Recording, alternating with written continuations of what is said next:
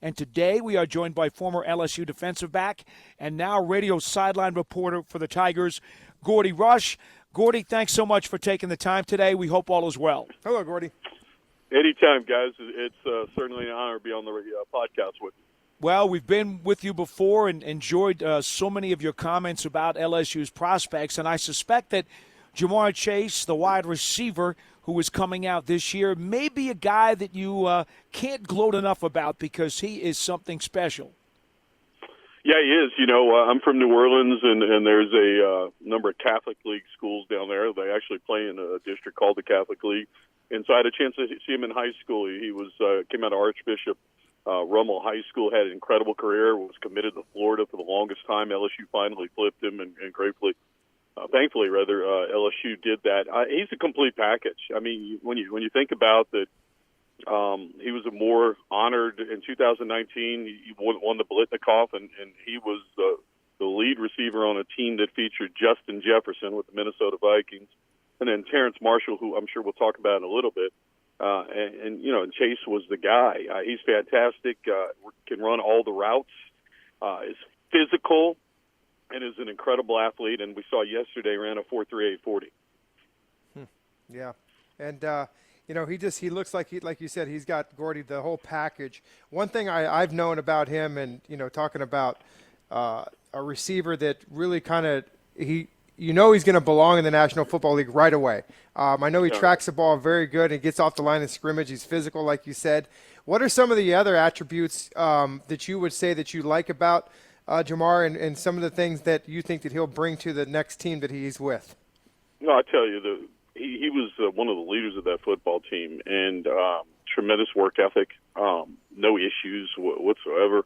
Off the football field. I know his dad, Jimmy, really well, so you're getting a high-character guy to go with it. But what I love is just the physicality. I mean, you get in, especially those with Burrow, and as much as LSU spread the field, and I know what the Giants are building there, if you get a guy like that that's on the field, he's going to get one-on-one. He's going to be the size, he's going to have that size differential, and he's going to be so physical in the run game as well. I mean, that offense featured Clyde Edwards-Helaire.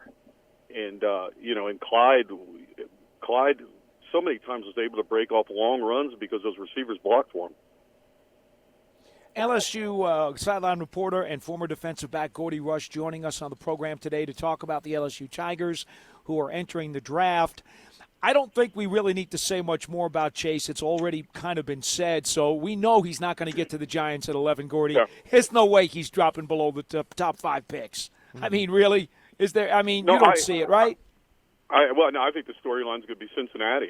Burrow wants him, but Burrow needs some protection or he's not going to finish the season again next year up in Cincinnati. So, he's not going to get to 11, but boy, if he did, he's fantastic.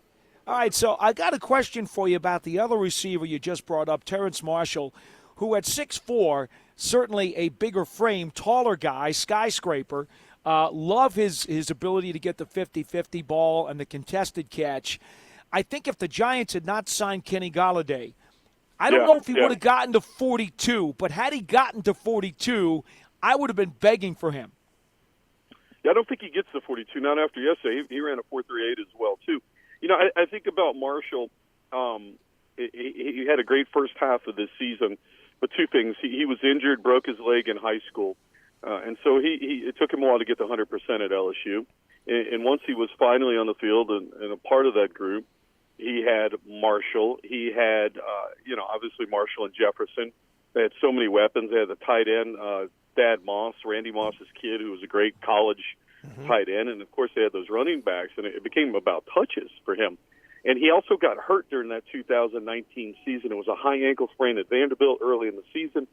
So he missed a decent part of that middle stretch and then came back later and had a great touchdown pass reception against Clemson.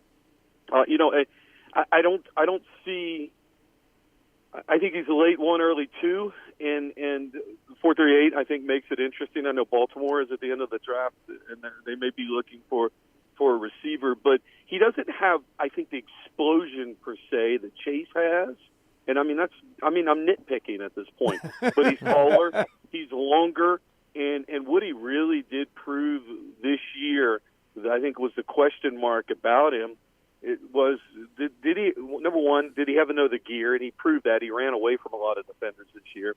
And then secondly, was he more than just, an X or a wide out guy that somebody you would go throw the long ball to? And he certainly was better as a route runner and became more of a complete receiver. And so a notch below Chase, but I think can still be an outstanding pro with that size. Real quickly on Terrace, in 2019, I'm seeing here that he played the outside receiver position, but last year, a majority of his reps came from the slot position. So, Right. Quite a target for a 6'3", 6'4" guy from the slot receiver position.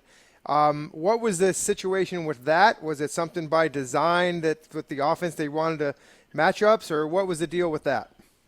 Yeah, so 2 years ago, Joe Brady, came actually up from New Orleans with Sean Payton's offense, and a lot of similarities, a lot of three wides, a lot of 5 receiver routes. I think is kind of the best way to describe with the running back always flaring out like Alvin Kamara did, and Clyde Edwards-Helaire did a great job of that. And so what happened? A lot of times, Sean and then Brady. In 19, they liked the two-person route, and that's the running back, and usually it was Chase.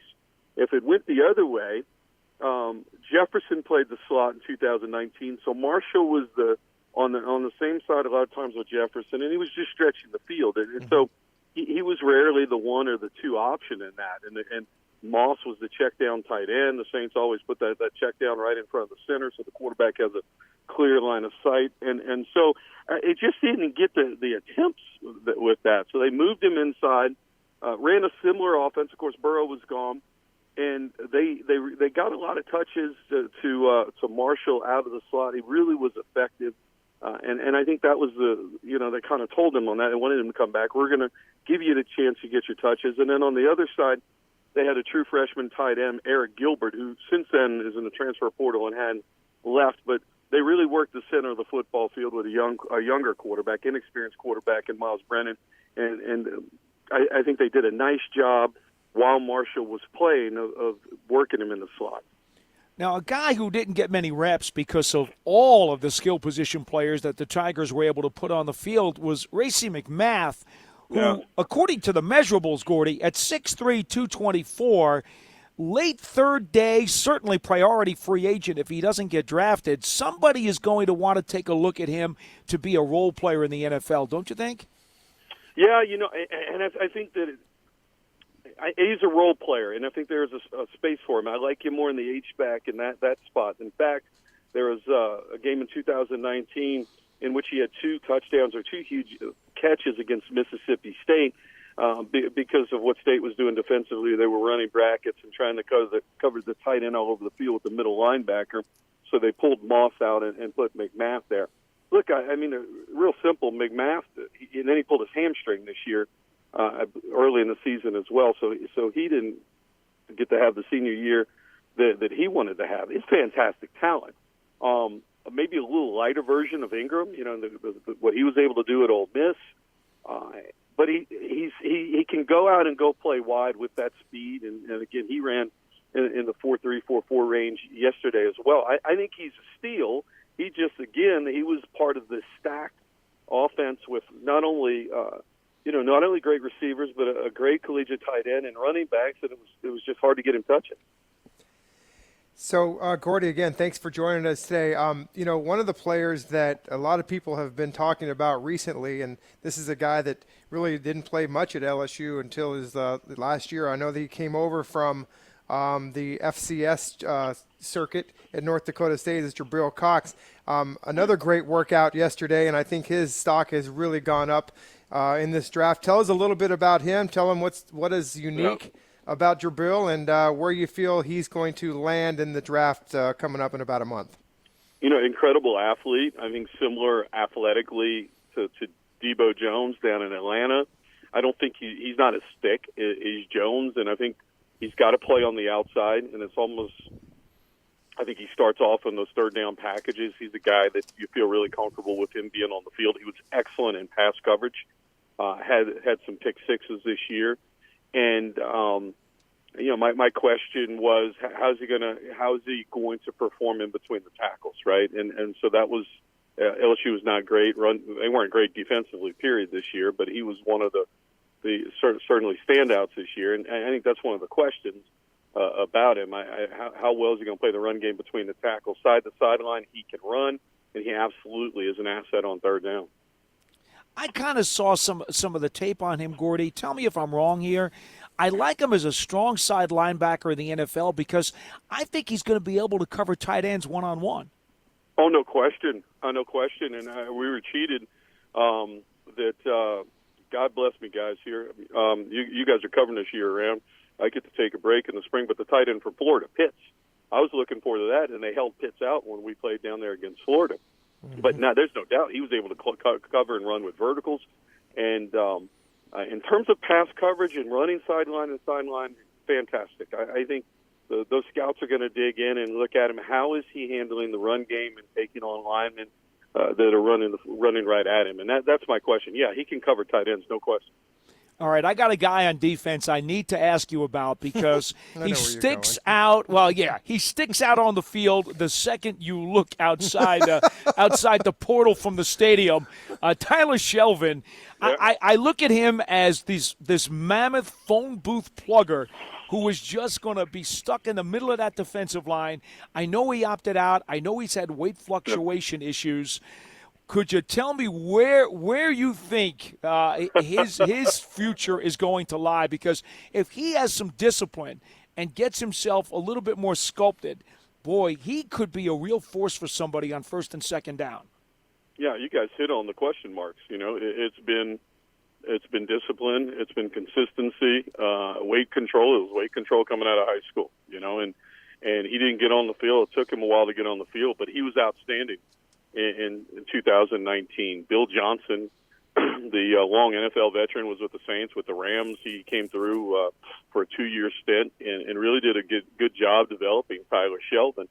And he came back, as everybody did, COVID-wise. There were people that struggled with fitness. And, obviously the LSU wasn't happy where he was weight-wise, and he decided to opt out. And a lot of people were talking about 4.38s and 4.3s that Kary Vincent Jr. ran. But a lot of the guys on my sports radio station said the most important number was Tyler Shelvin checked in at 350. And if he can check in at 350, that's a positive sign. Unbelievable talent. It's going to be getting him in the room and having that heart to heart, and you're going to have to feel comfortable with him. He's going to have to answer some hard questions. And truthfully, he underperformed for what his talent level is and what he could be, and that. It's well documented. Ogeron, talked about my favorite story. Ogeron, so Shelvin's from Lafayette, which is Cajun country, and he called his mom and he said, "Do me a favor. When you serve this boy gumbo, take the rice out. He doesn't need any more rice." It's got that sort of documentation. Somebody can Google that in New York, and they're going to bring the gumbo story up in that one-on-one interview. Well, if he comes to New York, he'd be okay. They don't serve a lot of gumbo around here, so he might be okay. So, but he looks like just a big boy. I mean, where did he play? Like, was he a two-gap, or where did he play on that LSU line last year? So Dave Aranda was more of a 3-4 guy, right? So they played him in the nose, but heck, everybody in this day, everybody's running nickel. So they moved him around. He's got great feet for a kid his size. He's fun, obviously very, very strong with that, moves laterally really well. He could play either. He's versatile. It's not as if he's a true nose guard. Played some nose, but when they went to some four-man looks, they were able to kick him out a little bit. It was effective there, too. Nice. Well, I think the other guy who I'm probably a bit curious about, again, later rounds, Kary Vincent, your corner, who I see as a slot corner. I understand he took some snaps at free safety. He's going to need some help on his technique, Gordy. I think you probably need to sit down with him and tell him to clean up some of that handwork because he gets a little sloppy with that. But what do you see his future looking like? He's a nickel. He's a nickel back. And then, I think, in the DB room, you can put him anywhere in the field. I think his size becomes a concern. In the league, he's Tyrann Mathieu size. But great speed, He's got that attitude. He's a competitor. He's going to get in there and fight. And it's been feast and famine. You know, I remember Derneve, the receiver with Texas in 2019, torched him. Had a hard day on that surface. Texas picked him apart, but he got better as the season went on, and really had a nice year nickel-wise. His dad passed away, I think, 2 years ago, and so he's gone through. He's from over in the Beaumont, Texas area, if I'm not mistaken. So he went through some adversity, and I was a little surprised that he did pull out this year, because he would have seen even more time with the assortment of defensive backs that they had this year. I know they have a lot of true freshmen, but to see him in the nickel, I think he would have really benefited. But tremendous talent, probably a third-day selection, but somebody definitely that can cover man-to-man. That's his specialty. And for his size, he's not afraid to deliver a blow. Mm-hmm. Is there anybody else who we did not get to who you think deserves a little bit more attention going into the draft, even if the guy turns out to be a sleeper as a free agent, undrafted rookie? Go through your list real quick for me, because I'm thinking off the top of my head. We talked about Racey McMath. Well, I absolutely think for an offensive coordinator, you can get really creative with him. And what I did mention about Racey McMath, outstanding special teams player. So he's gonna deliver with that. So that's probably a definitely for me.